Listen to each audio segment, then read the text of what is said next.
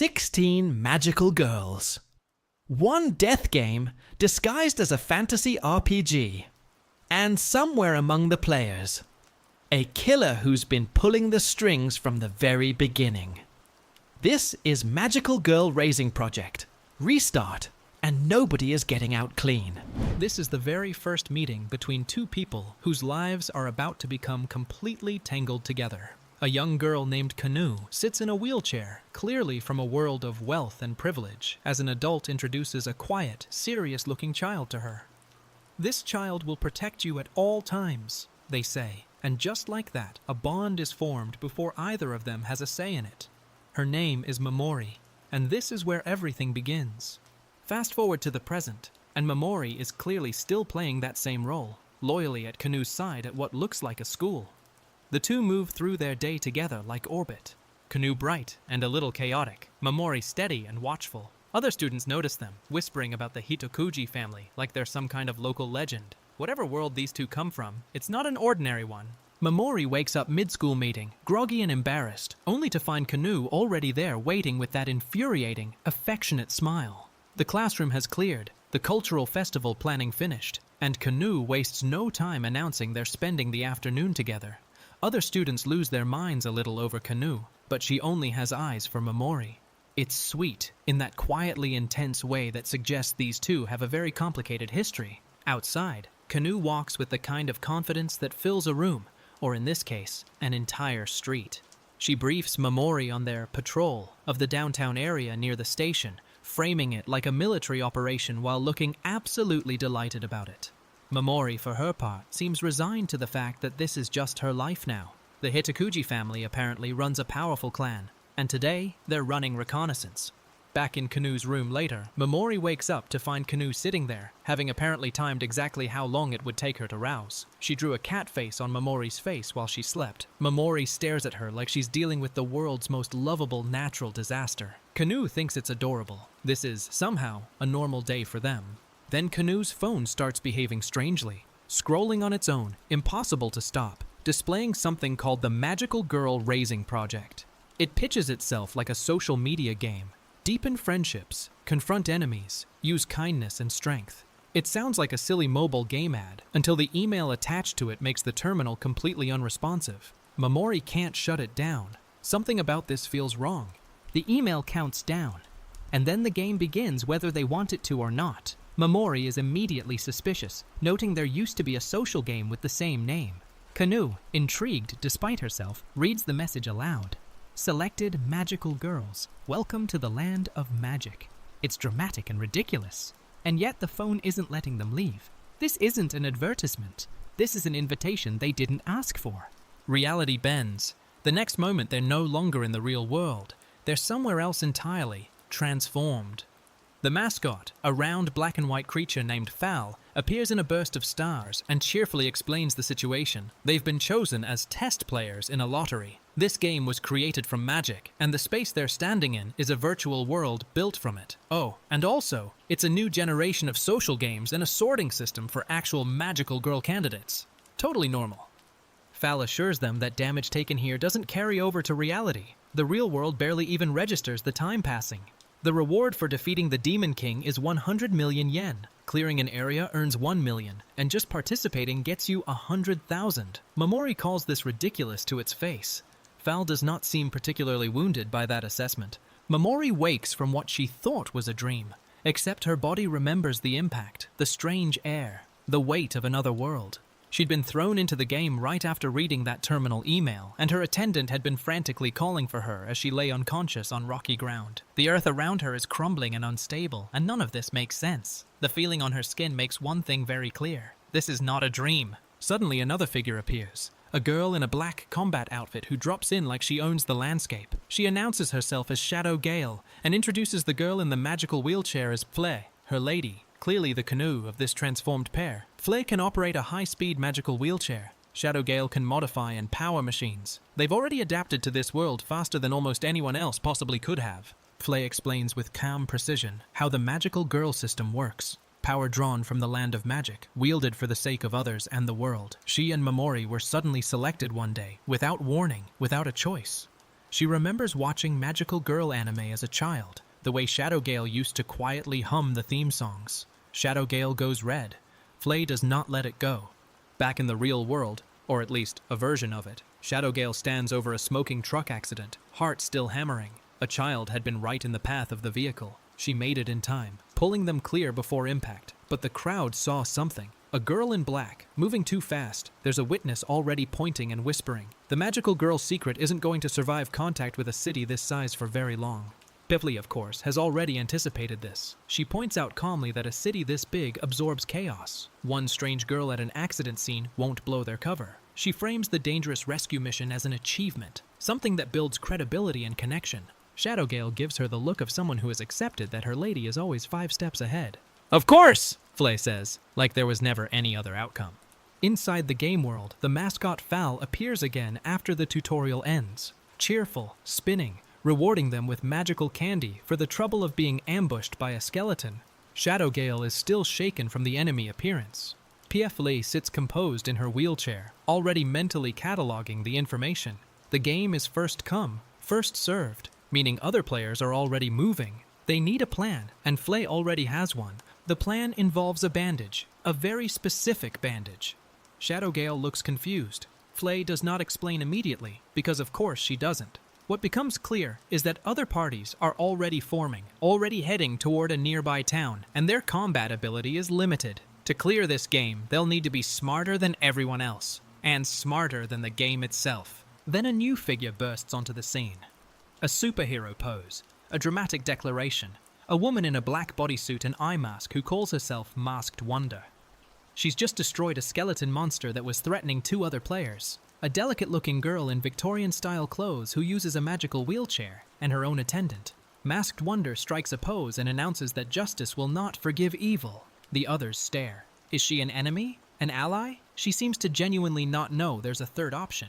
Masked Wonder introduces herself properly, assures them that as a superheroine she cannot leave an injured person unattended, and asks if they've seen any other player groups. She spotted 2 parties, one stiff and quiet, one close-knit. Shadowgale notes that Momori is still injured. Masked Wonder, completely unfazed, announces they're heading to the town immediately. She says, "Follow me," like she's been the leader this whole time. Nobody argues, which probably tells you something. Meanwhile, Magical Daisy has been doing her own version of making an entrance, blasting a skeleton monster with a beam powerful enough to level a city block. Her anime is apparently real and beloved, and the other players at the scene are absolutely losing their minds about it. Daisy herself seems almost embarrassed by the fangirling happening around her. The footnote cheerfully notes she can fire a deadly Daisy beam in case the crater wasn't enough evidence. The group begins moving toward the town. Factions already forming, abilities already being tested, and the rules of this world still unclear. Other players are out there, some cautious, some close, some with intentions unknown.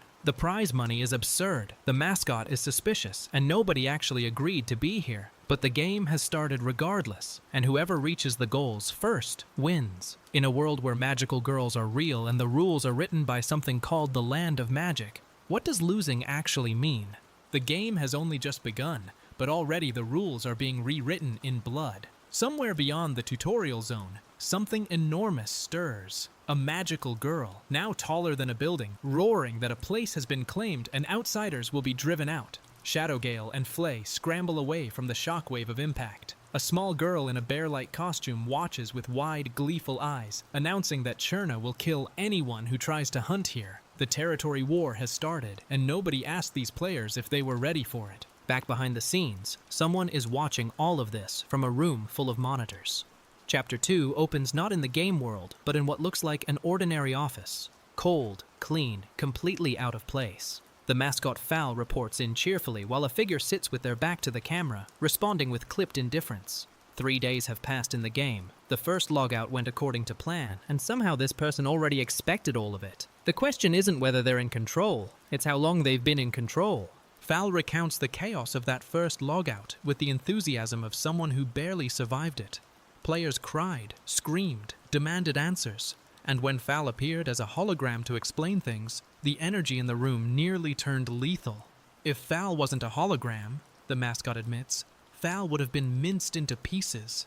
The figure at the desk laughs softly and says the children have probably already noticed something is off. They say this like it's amusing, like it was always part of the design. The figure turns just enough to be seen. A person with glasses and a half smile, radiating the specific calm of someone who is never surprised because they already know every outcome. They muse that all of the participants were brought here by force, and they know them well. Fal asks gently if that's true. The figure doesn't deny it. They just say the game has already begun, whether anyone likes it or not. Somewhere in the distance, a magical girl bleeds into the grass. Meanwhile, Masked Wonder is doing what she does best, throwing herself into a fight without reading the monster's stats first. A skeleton with the ability to reflect projectiles hits her with her own attack, and she lands hard, bruised but refusing to admit it.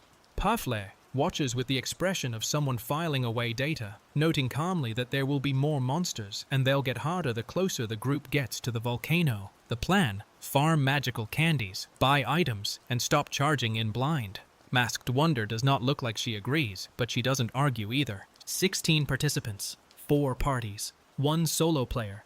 Pafle sketches out the full roster from memory. Party A has 3, Party B has 4, Party C has 4, Party D has 3, and 1 person acting entirely alone. Then someone notices the count is off. Wasn't Party D supposed to have 4 members? The panel goes dark, and the answer lands with the weight of something irreversible. The leader of Party D has already passed away, 3 days in, and someone is already gone. Back in the real world, Momori sits across from Flay in what looks like a school science prep room. A skeleton model in the corner, sunlight through the window, children playing soccer outside. It's a perfectly ordinary scene, and it's completely surreal. Flay apologizes quietly for Momori's leg. Momori doesn't quite know what to do with that. Either way, she thinks, they are both trapped in that game now, and the world outside the window has never felt further away. The players are gathered at a fountain in the game's town, and Fal has called an emergency meeting. There are more people than expected crowded into the square, and the energy is fragile. Some angry, some scared, some just confused. Fal clears its expression and announces it needs to make a correction. Before anyone can ask what kind of correction, the weight of what's coming settles over the scene like a change in weather. Nobody here is going to like what Fal is about to say. The correction is this: dying in the game will send a powerful shock to the heart, enough to kill. The room, if you can call an open town square a room, goes completely still. Physical damage during play doesn't carry over. Broken bones don't count, but death does. Simply put, you die in the game. You die in real life. Fal explains there was a disagreement between the game master and the mascot about how the damage feedback should work. This is apparently Fal's way of saying, this isn't what it wanted either.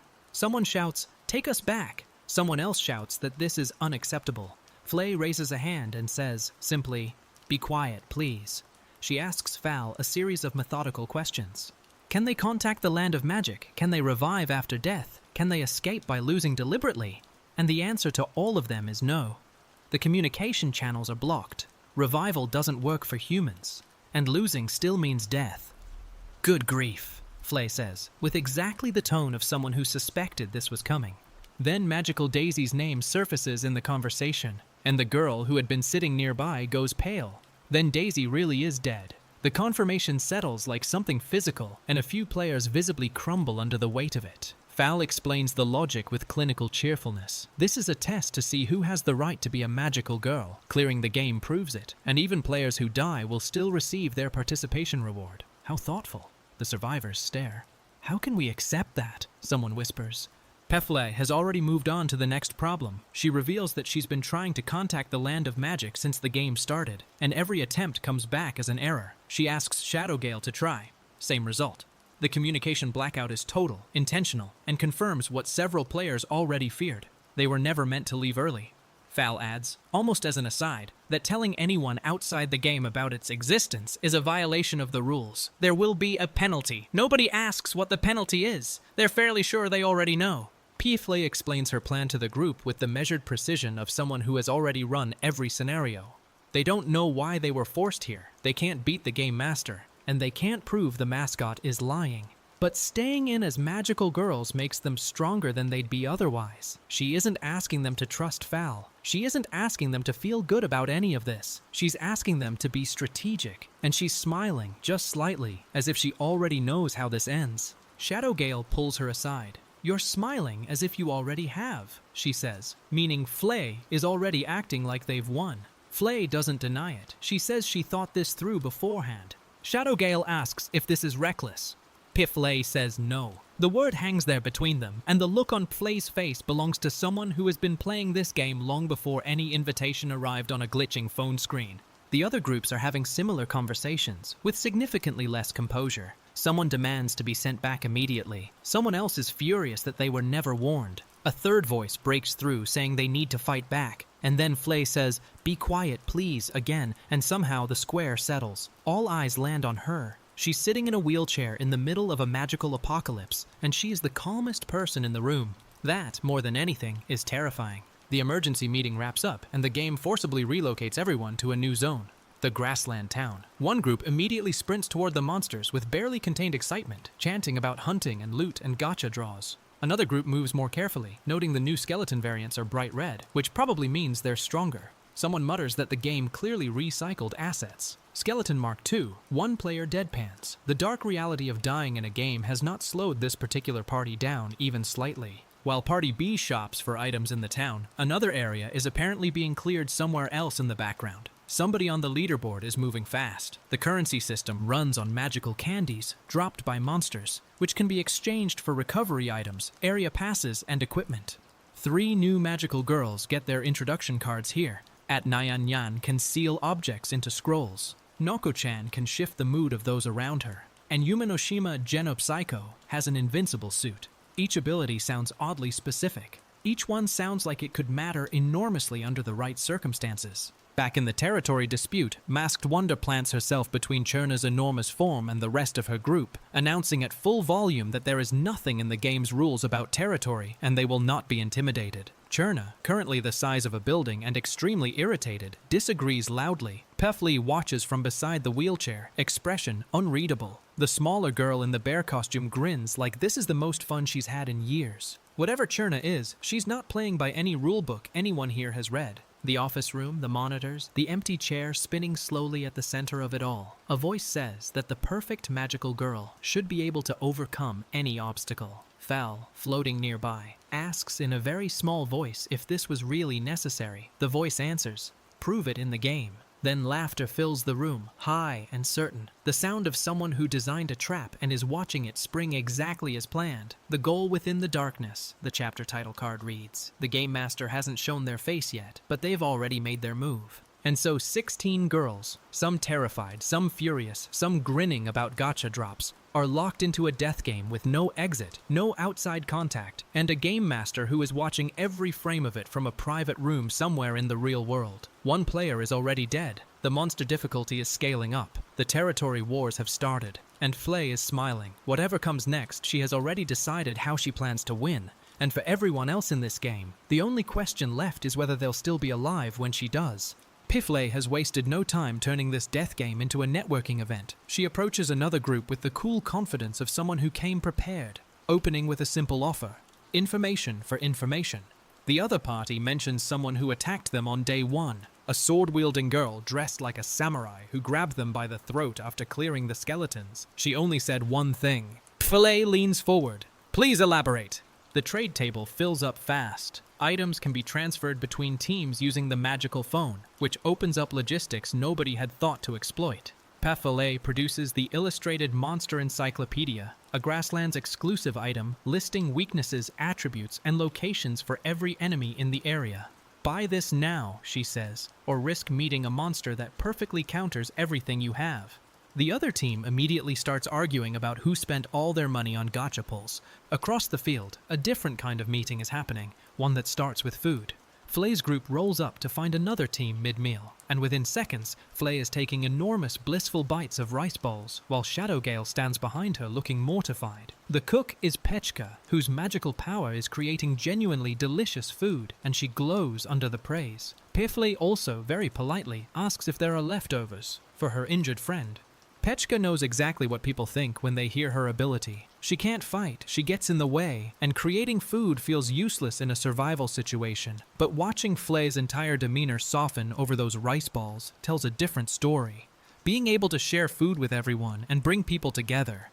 That's her power, Pechka says quietly. She means every word of it. The party dynamics here are messy. Rionetta had apparently been pushing to cut Pechka loose from the beginning, and now she's eating those same rice balls while pretending she always believed in her. Her doll companion Goblin-kun gets into it with Rionetta almost immediately, the argument escalating into a full shouting match about who's actually useless. A temporary truce is called, but only because everyone is starving. The candy count comes in across 3 fighters. 85, 70, and 65 pieces after 3 rounds of monster farming. Clantail, who can transform the lower half of her body into different animals, immediately declares herself the winner of a competition nobody agreed to enter. Nonako Miyokata, who can befriend any creature, points out that Clantail's haul was partly thanks to her animal companion. The argument about who counts as useful is apparently a permanent feature of this group. Then the chapter turns cold without warning. All I could hear was ringing. A girl face down on the rocks, hair spread around her, the back of her head struck directly. It's clear she died on impact. Flea's voice comes from somewhere that sounds miles away. It's too late to save her, recover the items from her magical phone. I will never be able to forget this smell of blood. Another magical girl has met her end inside the game. Shadowgale kneels in the blood and doesn't move. The words at the bottom of the page land like a door closing in an empty house. A magical girl met her end inside the game once again. This is the second death. The game is still barely underway. Other groups are processing loss differently. Party B builds a makeshift grave for Magical Daisy and sits with it, one player saying they could only leave a small amount of emergency food, another noting that even a drink bought now would go undrunk. The grief is small, practical, and completely real. Noko, whose power changes the feelings of those around her, fights visibly to hold herself together, whispering that she needs to convey happiness to everyone. It doesn't fully work. Out in the volcano zone, 3 players are doing the exact opposite of grieving. They are celebrating. Genopsycho Yumanoshima just dove into magma to retrieve a key from an altar at the bottom of it, and she came up completely fine because her invincible suit blocks everything up to, and apparently including the Big Bang. The first team to unlock the next area earns 1 million yen, and someone immediately starts yelling about expensive wine. These girls are going to survive through sheer force of enthusiasm. Back in the real world, the strategy meeting wraps up, and Flay tells Mamori quietly that she should be more cautious before taking action. It's framed as general life advice, but the weight behind it belongs to someone who has already calculated exactly what recklessness costs in this game. Mamori smiles and asks if something happened. Won't Flay be there to protect her anyway? Flay's expression does something complicated, and she doesn't answer. Flay lays out the game's core mechanic for Mamori with the clarity of someone who hasn't stopped thinking about it. The system is built for fighting-type magical girls. Kill monsters, collect candies, exchange for equipment. Non-fighting types are structural liabilities unless they ally with fighters who can run the content. Masked Wonder is the ideal fighting type, and Flay has already placed the Miracle Coin, which multiplies rare drop rates by 5, into Masked Wonder's magical phone. Of course she has. The reunion between parties happens with Detec Bell, who can speak to buildings, running up breathless to announce their leader is coming. The scene she finds is chaotic enough that what happened here barely covers it. Food shared across enemy lines, strangers sitting together, Rionetta's doll mid-argument with someone.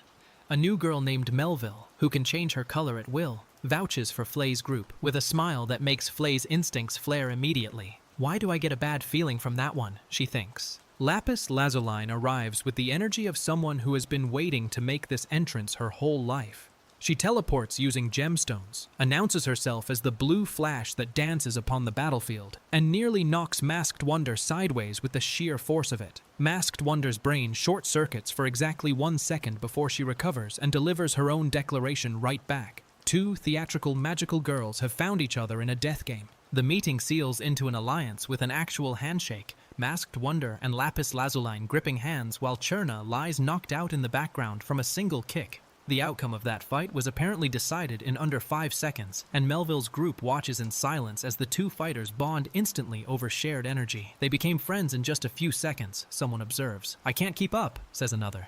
The giant Cherna had been terrifying on approach, but Masked Wonder squares up against the enormous figure without hesitation, holding her ground as shockwaves rattle the rocks. Flay watches and narrates clinically. Masked Wonder can match the giant's speed, but her attack force against that size differential is like a child swinging at an adult. Even for a magical girl, the laws of physics still apply. But Masked Wonder is smiling, and that smile means she already has a plan. A girl with a Frankenstein stitch running down her face apparently survived something that should have killed her, or at least that's the story circulating through the group. The wound looked fatal, the attack was real, but Cherna chased her and she was just too fast. She dropped something in her escape though, and that dropped item is now sitting in someone's hand like a question with no answer yet. Pefle has already moved on to logistics. She's coordinating with Atnyan to move materials around, and she instructs Shadowgale to use her powers to their full extent until told otherwise. The conversation barely pauses before someone else brings up a sighting. Genopsiko Yumanoshima, alive and watching from a rooftop in the grassland town. Everyone is immediately very excited about this. Rionetta is immediately very skeptical. The item analysis is where things get truly interesting. The item guide app reveals something Flay had been quietly tracking. The miracle coin shows only one copy currently in circulation. That number should have dropped to 0 when Masked Wonder's phone was destroyed, unless someone took the coin first and faked the phone's destruction to trigger the event restart. The sword girl who attacked on day 1 didn't just kill someone. She killed Masked Wonder, stole the miracle coin, destroyed the phone to cover the evidence, and is still out there somewhere playing the game. The one who killed Masked Wonder is still alive. The recovery potion entry confirms what a destroyed magical phone actually does. All items inside return to their original locations, shop items go back on sale, and event items restart their events. Items are pure data and can only exist when installed on a phone. You cannot carry an item without storing it. PFLE turns this information over carefully, like someone checking a puzzle piece against the picture on the box. Magical girls aren't normal. Their bodies are stronger, their minds are tougher, and even their sense of fear runs weaker than an ordinary human's. What Mamoru is feeling right now, Flay says with quiet certainty, is not fear, it's anger. Mamoru stares at her. Right? Flay asks. She's already moved on to the item guide before Mamoru can answer. Shadowgale snaps. How is everyone able to talk about this so calmly, with deaths piling up and a killer loose among them? Flay's answer is the hardest kind of true. Magical girls are chosen by the land of magic because they are saints who wouldn't let fear stop them from doing what's right, even if it meant sacrificing themselves. This isn't normal, Shadowgale says again, quieter this time. No, Flay agrees, it isn't. Fal wraps up the Q&A cheerfully, reminding everyone the game will keep getting harder from here and offering to answer questions anytime to minimize life-threatening situations. Flay thanks it, closes the session, and immediately turns to Mamoru to confirm she heard the item mechanic about phones being destroyed. So an item returns to its original location when the phone is destroyed, Flay muses. This is getting interesting. Mamoru looks deeply uncomfortable with the word interesting. The second logout is announced. 3 days in the real world, then back on the third night. Same pattern as before. But before the event begins, Flay cuts in and asks Fal to lend her its ears. Shadowgale is alarmed. Pafale is calm. This might not be the right time, she admits. But if they don't sort this out now, it's only going to get worse. Whatever she's about to say, she's already decided it needs to be said. The confrontation is surgical. PFLE addresses the assembled players and lays out the facts. Masked Wonder's phone was completely empty. No candies, no items, which is impossible unless someone deliberately cleared it. A monster can't steal items from a magical phone. The killer is one of them. She asks Magical Daisy's former teammates what happened to Daisy's items when she died, and the question lands in the crowd like a stone into still water. The accusation ripples outward fast. Masked Wonder's candy haul and the miracle coin were stolen by whoever killed her in the window between login and before the team could regroup. This person knew death in this game meant real death and did it anyway. A monster couldn't take the items, which means it had to be someone with hands, with intent, with a magical phone of their own. The killer is among us, Flay says simply. 6 words, and the temperature of the whole scene drops. Everyone's phones are checked. Everyone cooperates except one. The musician, a girl who vaguely uploads Vocaloid compositions to animation websites and seems deeply out of place in a death game, is the last holdout. She's not hiding anything obvious, she just didn't want to be first to hand over her phone. PFLA catches it, examines it, and returns it without drama. The miracle coin isn't there either. So, Peffel pivots. She notes that Masked Wonder's phone being empty doesn't automatically prove murder by a player. There are undiscovered monsters in this game, including one allegedly capable of stealing items. She points out that the group logged back in at the grassland zone, which only has skeletons, raising the question of where an item-stealing monster would even be. She asks what happened to Magical Daisy's items after she died. She is building something, piece by piece, and nobody in the crowd can see the full shape of it yet. The brutal reality of Yume Oshima's situation lands without ceremony. Her party rushes to where she should be, a spreading pool of dark liquid on the ground, her body gone, nothing left behind. Is she dead? She's not here! The question hangs in the air unanswered while the building beside them collapses in the background. She couldn't have gone far with that injury, someone insists. I will not give up until I find her. Shadow Gale says nothing, watching from a distance. Then the musician appears, a quiet figure standing apart, watching. The party demands she show her phone. Being difficult will only make people suspicious, they say. Just show it, you'll get it back. She pauses, and then she asks, "Are you the musician?" She directs the question at a specific person. The answer she gets is vague. Sometimes she uploads Vocaloid music to an animation site. She guesses you could call her that. Fly files this away immediately. The samurai sword girl is still out there, still unaccounted for. Someone who attacks randomly, talks to themselves, moves with terrifying speed, and asks specifically for the musician before vanishing.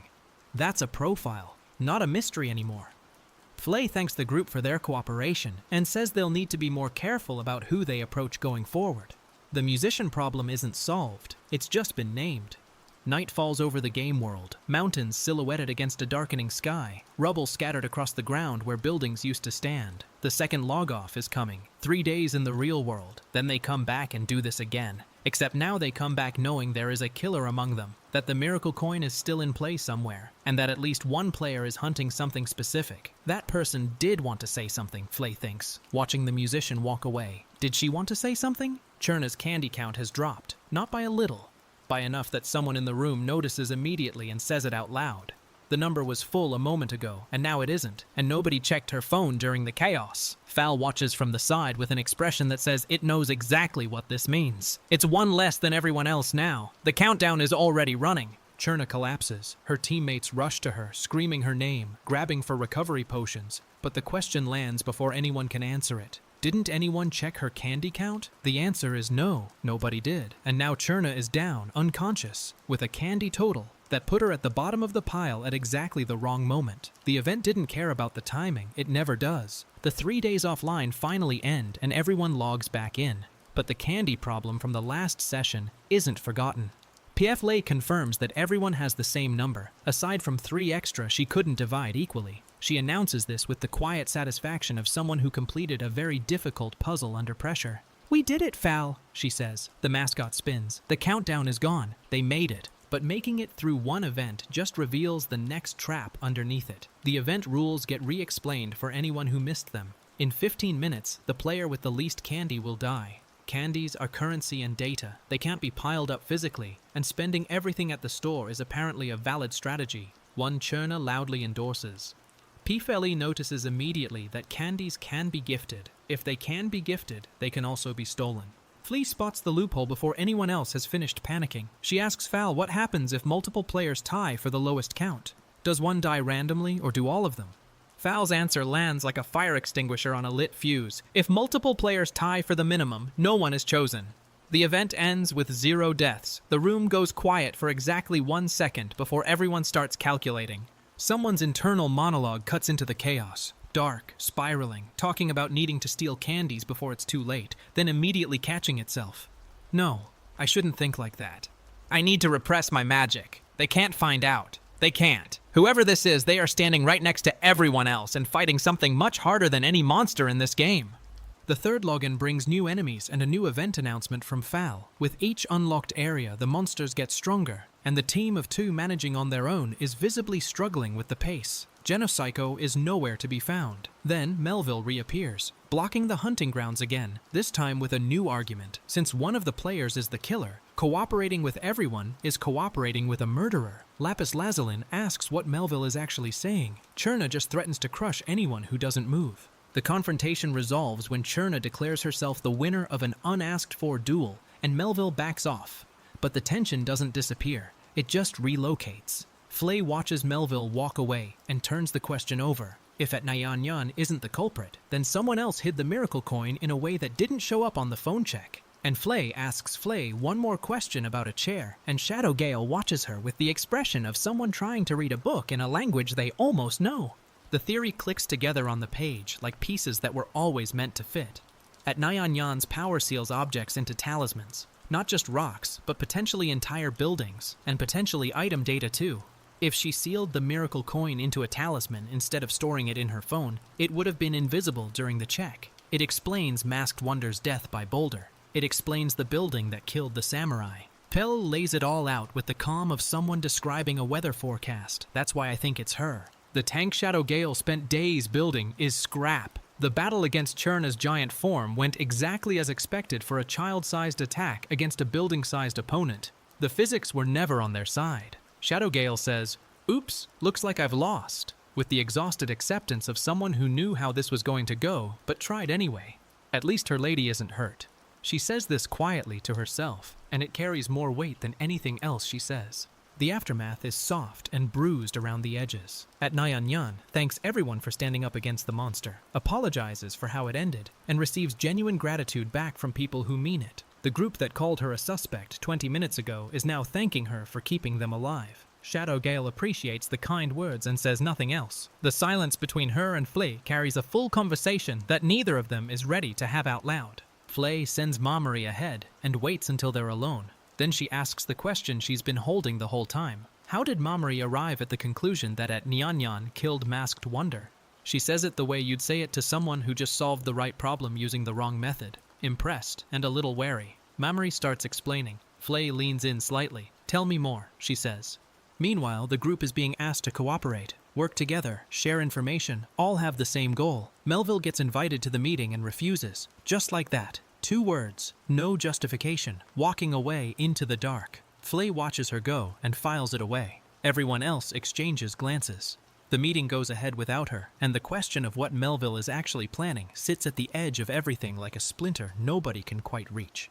The candy event debrief confirms Flay's worst suspicion with mathematical clarity. Someone somewhere has 220 candies. The number is there on a phone screen, impossible to explain away. The person with the most resource advantage going into the next death event didn't get there by fighting harder. They got there by receiving transfers. At Nyanyan gave most of hers away. Someone else spent theirs at the store. The numbers don't lie, but they also don't say whose hands moved the coins. Cherna wins another confrontation through sheer intimidation and the threat of being several stories tall, and the hunting grounds open back up. Her teammates watch her with visible pride, and she glows under it in the way that very small, very powerful people glow when someone finally just admits they're impressive. Her powers really are something, Flay says from a safe distance. Shadow Gale doesn't disagree. This is very high praise from Flay.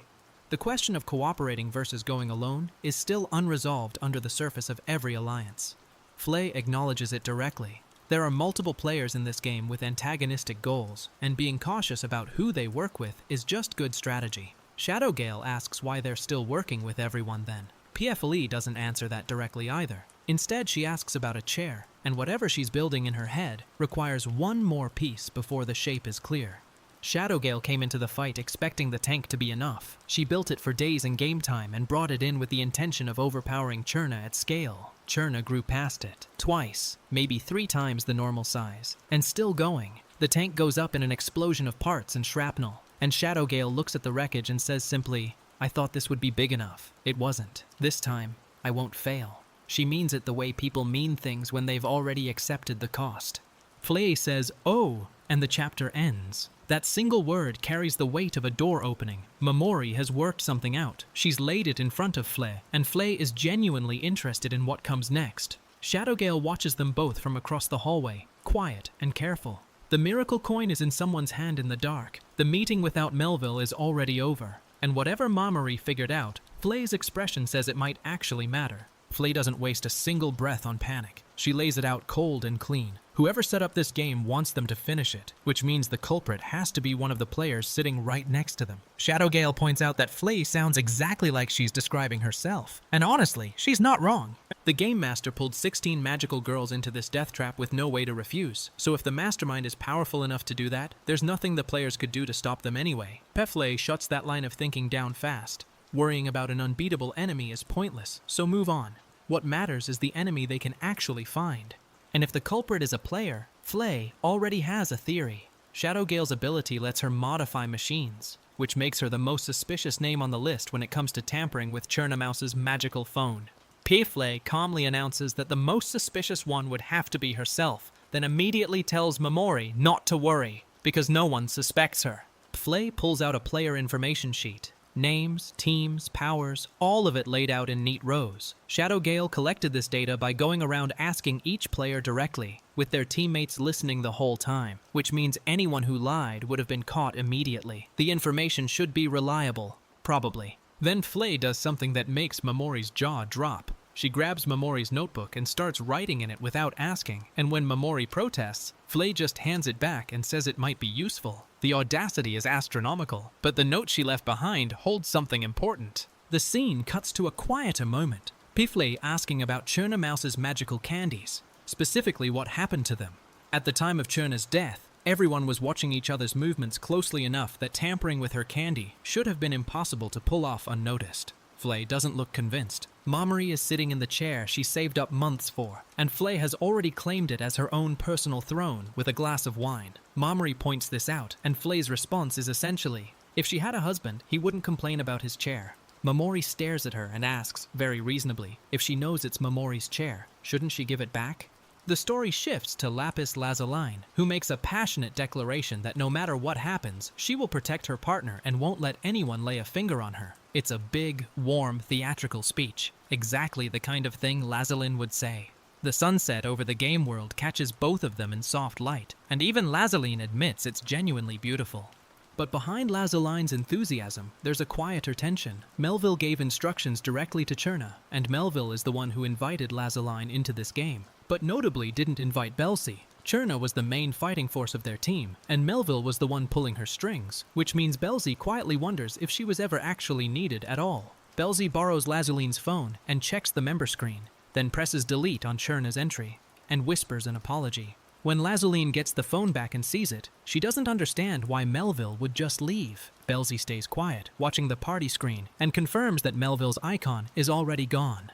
Back in the field, a rough Scottish accented voice declares she knows who did the deed and she has to find them. When Cherna died, someone nearby was laughing, and Janopsico says there's a traitor in the group. The accusation hangs heavy over the entire scene. Melville says she's leaving. She says it calmly, directly. She's going to find whoever killed Cherna herself, and she doesn't want anyone to take it personally. The others beg her to wait, but Melville is already walking. Her icon disappears from the party screen almost immediately after. Back then, Belsi reflects, it didn't look like any of them could have done it. This should have been the moment where they all pulled together, the obvious story beat where the team unites after a loss. Instead, someone is laughing from somewhere Belsi can't see, and the feeling is deeply wrong. Belsi forces herself to say it out loud. If Melville keeps going, she's really going to leave the party for good. Lazuline is fully against it. Even the Scottish girl says she won't stop anyone from coming with her. But that doesn't ease the tension at all. There has to be something someone can say to make Melville stay, but no one can find the words. Clantail steps in and tells everyone to calm down. The Scottish girl fires back that she can't say these things in front of Cherna's grave, and then Lazuline echoes it with full emotional force. The confrontation collapses into overlapping voices, nobody listening, everyone reacting.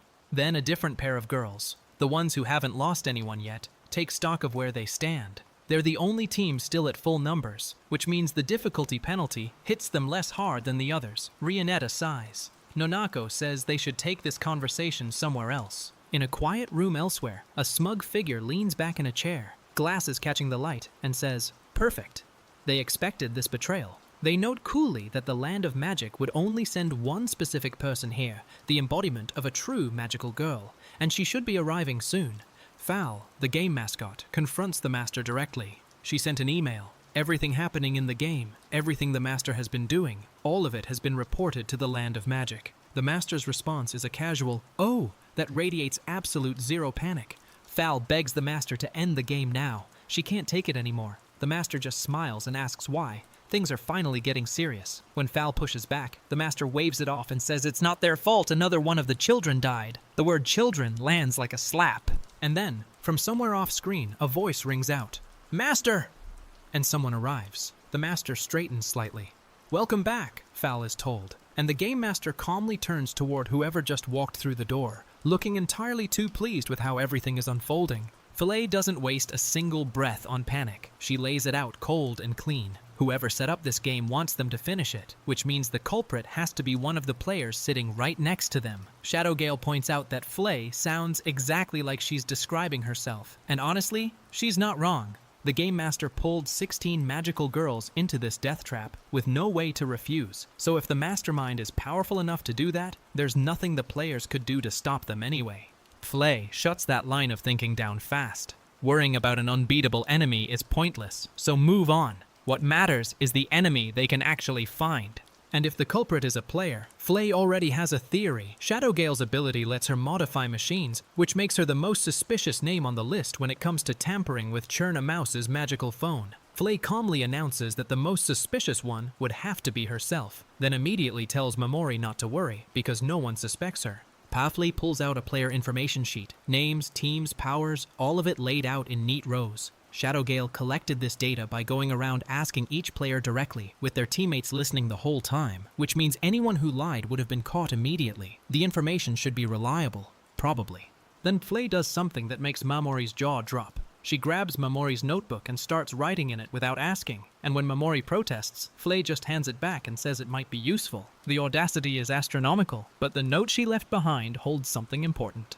The scene cuts to a quieter moment, Flay asking about Cherna Mouse's magical candies, specifically what happened to them. At the time of Cherna's death, everyone was watching each other's movements closely enough that tampering with her candy should have been impossible to pull off unnoticed. Flay doesn't look convinced. Momori is sitting in the chair she saved up months for, and Flay has already claimed it as her own personal throne with a glass of wine. Momori points this out, and Flay's response is essentially, if she had a husband, he wouldn't complain about his chair. Momori stares at her and asks, very reasonably, if she knows it's Momori's chair. Shouldn't she give it back? The story shifts to Lapis Lazuli, who makes a passionate declaration that no matter what happens, she will protect her partner and won't let anyone lay a finger on her. It's a big, warm, theatrical speech. Exactly the kind of thing Lazuli would say. The sunset over the game world catches both of them in soft light, and even Lazuli admits it's genuinely beautiful. But behind Lazuli's enthusiasm, there's a quieter tension. Melville gave instructions directly to Cherna, and Melville is the one who invited Lazuli into this game, but notably didn't invite Belzy. Cherna was the main fighting force of their team, and Melville was the one pulling her strings, which means Belzy quietly wonders if she was ever actually needed at all. Belzy borrows Lazuli's phone and checks the member screen, then presses delete on Cherna's entry, and whispers an apology. When Lazuli gets the phone back and sees it, she doesn't understand why Melville would just leave. Belzy stays quiet, watching the party screen, and confirms that Melville's icon is already gone. Back in the field, a rough Scottish accented voice declares she knows who did the deed and she has to find them. When Cherna died, someone nearby was laughing, and Genopsico says there's a traitor in the group. The accusation hangs heavy over the entire scene. Melville says she's leaving. She says it calmly, directly. She's going to find whoever killed Cherna herself, and she doesn't want anyone to take it personally. The others beg her to wait, but Melville is already walking. Her icon disappears from the party screen almost immediately after. Back then, Belzy reflects, it didn't look like any of them could have done it. This should have been the moment where they all pulled together, the obvious story beat where the team unites after a loss. Instead, someone is laughing from somewhere Belzy can't see, and the feeling is deeply wrong. Belzy forces herself to say it out loud. If Melville keeps going, she's really going to leave the party for good. Lazuli is fully against it. Even the Scottish girl says she won't stop anyone from coming with her, but that doesn't ease the tension at all. There has to be something someone can say to make Melville stay, but no one can find the words. Clantail steps in and tells everyone to calm down. The Scottish girl fires back that she can't say these things in front of Cherna's grave, and then Lazuli echoes it with full emotional force. The confrontation collapses into overlapping voices, nobody listening, everyone reacting. Then a different pair of girls, the ones who haven't lost anyone yet, take stock of where they stand. They're the only team still at full numbers, which means the difficulty penalty hits them less hard than the others. Rionetta sighs. Nonako says they should take this conversation somewhere else. In a quiet room elsewhere, a smug figure leans back in a chair, glasses catching the light, and says, "Perfect." They expected this betrayal. They note coolly that the Land of Magic would only send one specific person here, the embodiment of a true magical girl, and she should be arriving soon. Val, the game mascot, confronts the master directly. She sent an email. everything happening in the game, everything the master has been doing, all of it has been reported to the land of magic. The master's response is a casual, "Oh," that radiates absolute zero panic. Fal begs the master to end the game now. She can't take it anymore. The master just smiles and asks why. Things are finally getting serious.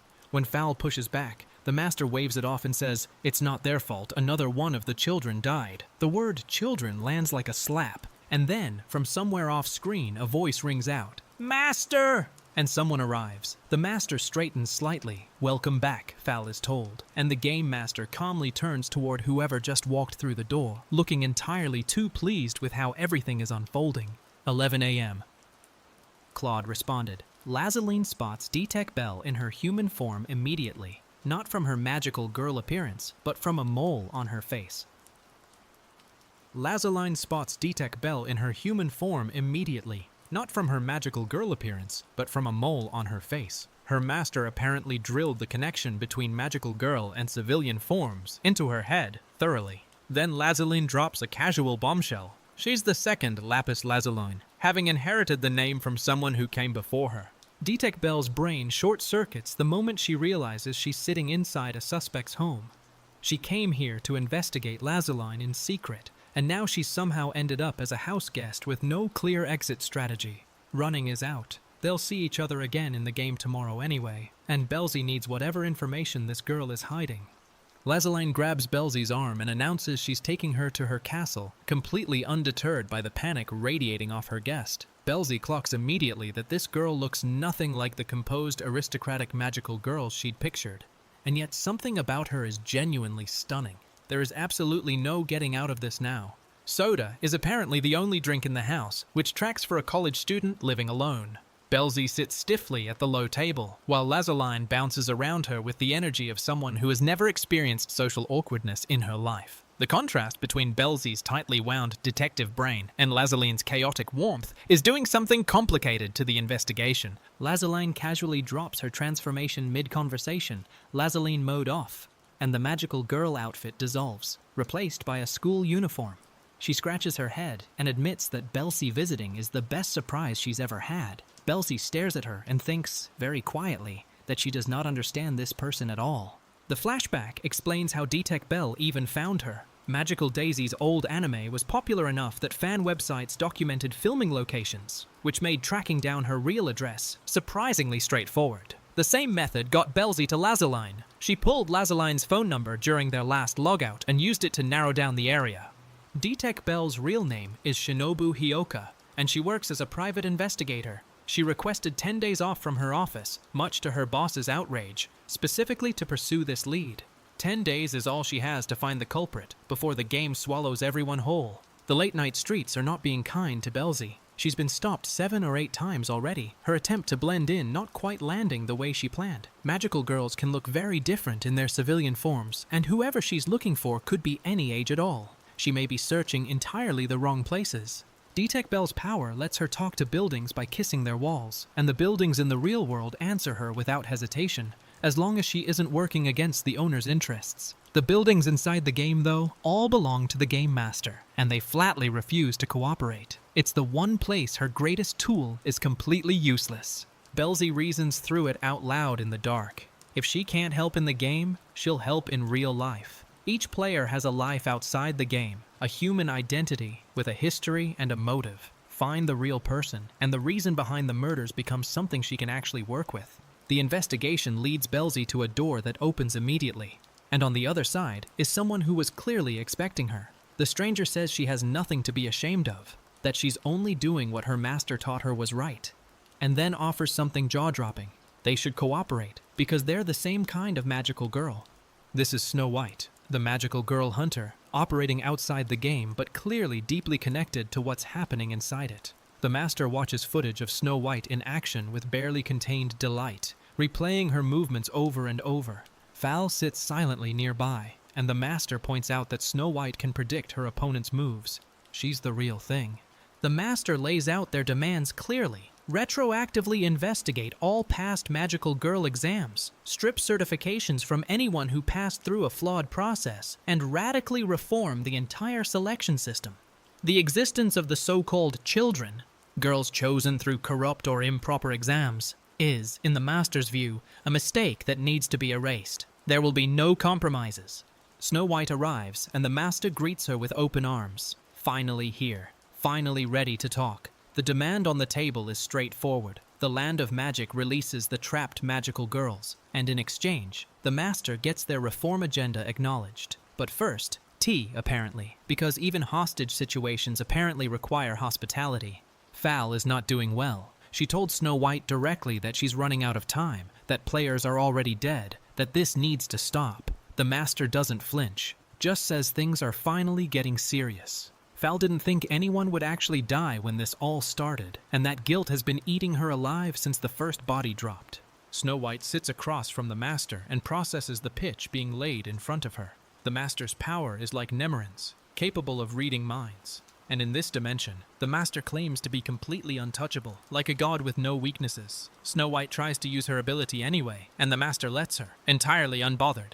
The master's real name is still unclear, but the agenda is purge every magical girl whose selection was tainted, because magic belongs only to those chosen by the gods, without interference. It's a terrifyingly pure ideology wrapped around something that has already gotten people killed, and Snow White is the one person standing in the middle of it. Back in the present, the master watches Snow White fight on screen with something approaching reverence, calling her the embodiment of a true magical girl, the only one worth summoning from the land of magic. Evil magical girls like Flame Flamey won't be tolerated. Snow White takes down another villain without missing a beat, cool and precise. The scene in the game, Snow White stands across from Lake of Fire Flame Flamey, weapon drawn, and the onlooker notes with absolute confidence that given Snow White's recent track record, the outcome is already decided. The fight opens with a burst of light. Whatever Snow White has become since this game began, she is no longer just the girl who wanted to save people.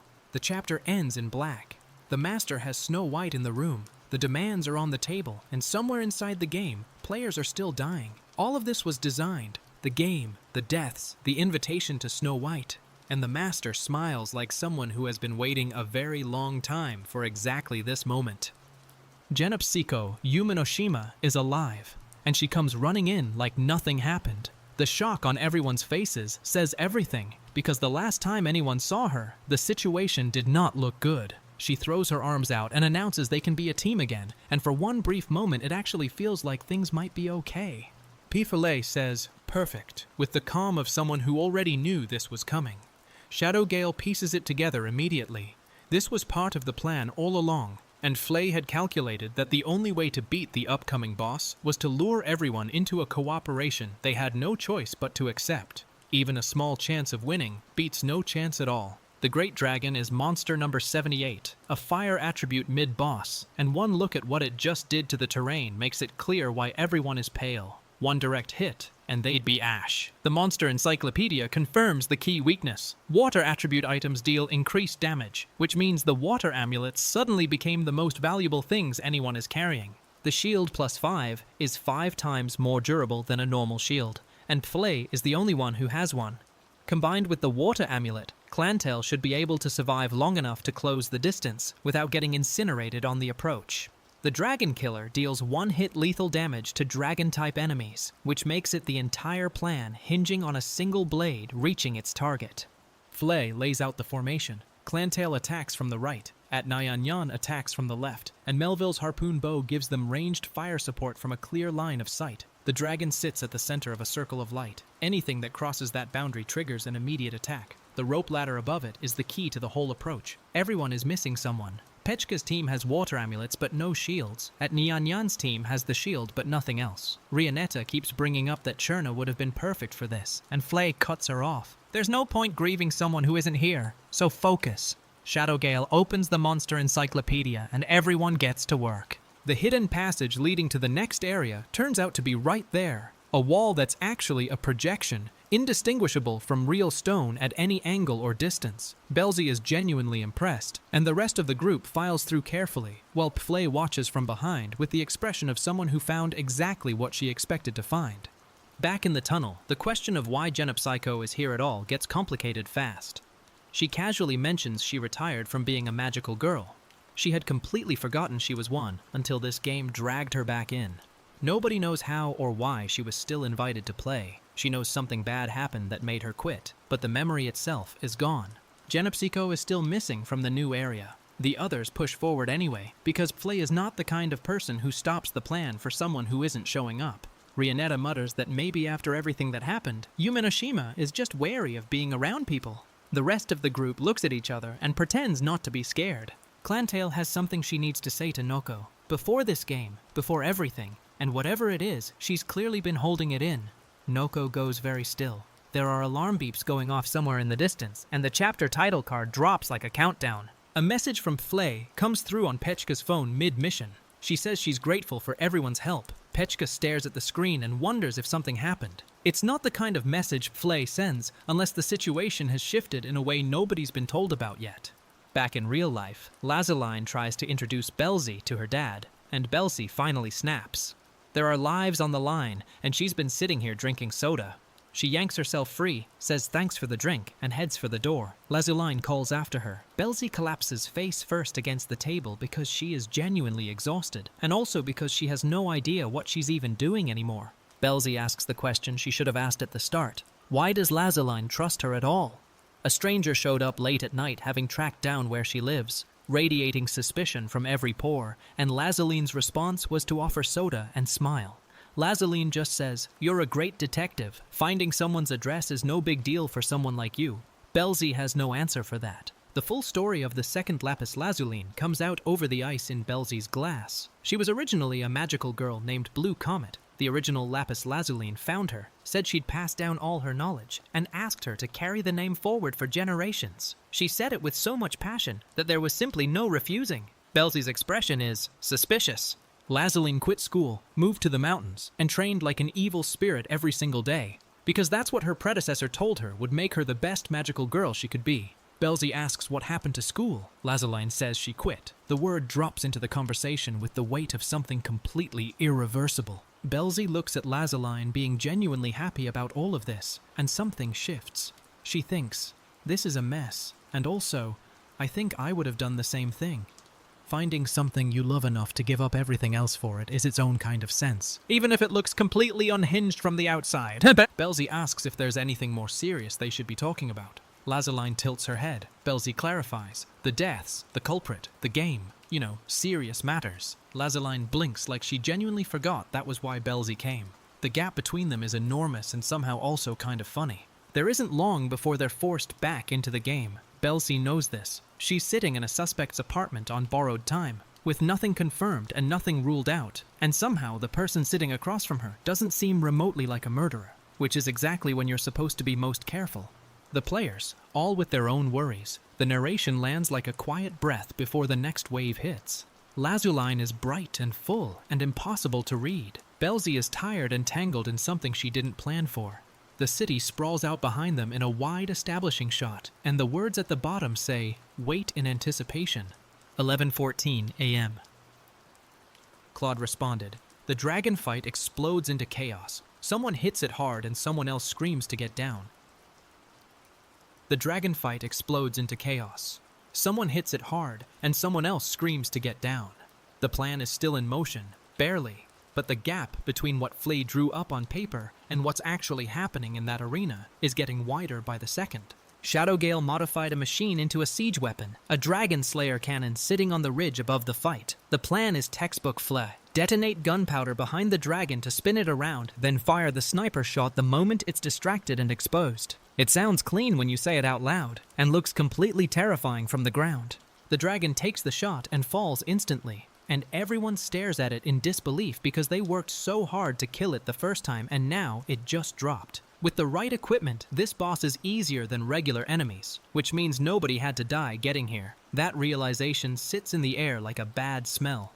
Flay drops another bombshell while everyone is still catching their breath. She already sold the dragon's dropped items in the shop. The dropped items being sold means the boss resets to its original state, which means Flay can go back and kill it again, and again, and again, until she says stop.